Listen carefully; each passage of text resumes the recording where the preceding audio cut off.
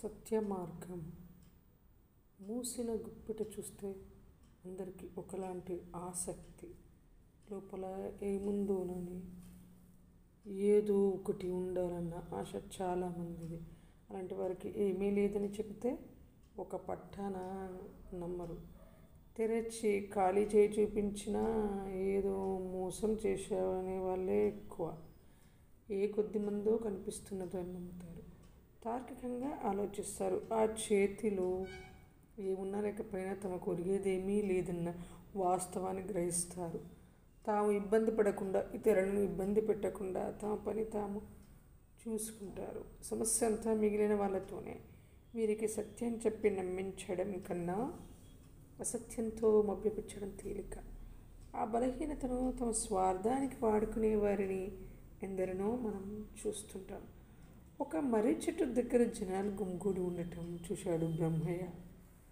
వారంతా చెట్టు త్వరలో చేయి పెట్టడానికి ఒకరితో ఒకరు పోటీ పడుతున్నారు. త్వరలో చేయి పెడితే ఏదో అద్భుతమైన అనుభూతి కలుగుతుందని, మహత్తర శక్తులు వస్తాయని అందరూ చెప్పుకుంటున్నారు. చెట్టు త్వరలో చేయి పెట్టగానే వారి ముఖాలు ఒక్క క్షణం అబ్బా అన్నట్లుగా ముడుచుకుంటున్నాయి. చేయి తీసి యువతలకు రాగానే జనాలు వారిని చుట్టుముట్టి ఎలా ఉంది అని అడుగుతున్నారు. దానికి వారంతా ఎంత బాగుందో, అద్భుతం అంటూ ముఖానికి నవ్వు పులుముకుని చెబుతున్నారు.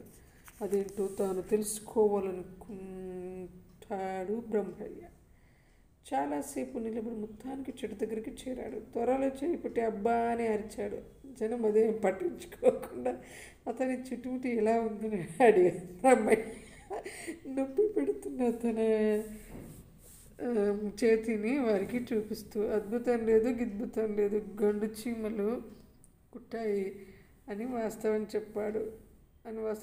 అది విని గండు చీమలతో కుట్టించుకోవడానికి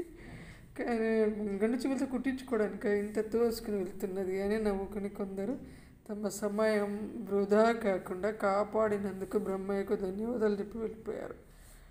మరికొందరు అతన్ని కోపంగా చూస్తున్న స్వార్థపరుడివి, కుళ్ళిబోతువి, ఆ అద్భుత అనుభవం మేము పొందకూడదని అబద్ధం చెప్తున్నాను అని ఆక్షేపించారు.